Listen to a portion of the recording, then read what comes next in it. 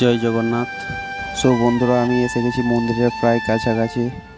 আর আজ প্রচণ্ড ভিড় এবং মানুষের যাতে অসুবিধে না হয় তার জন্য 1 কিলোমিটার লম্বা ব্যারিকেড করা হয়েছে।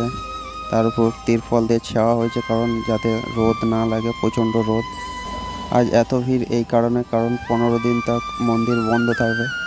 কারণ 15 দিন জগন্নাথ অসুস্থ থাকবেন, সেই কারণে মন্দির বন্ধ।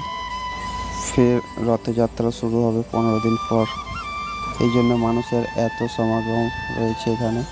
তো আমি পুরো দেখাবো, বন্ধুরা লাস্ট পর্যন্ত দেখতে থাকুন। এটা আমার প্রথম ব্লগ ভিডিও, তাই একটু নার্ভাস তো লাগছে। তো প্লিজ বন্ধুরা একটু পাশে থাকুন, লাইক শেয়ার কমেন্ট করবেন, আর কমেন্টে জয় জগন্নাথ লিখতে ভুলবেন না। ধন্যবাদ।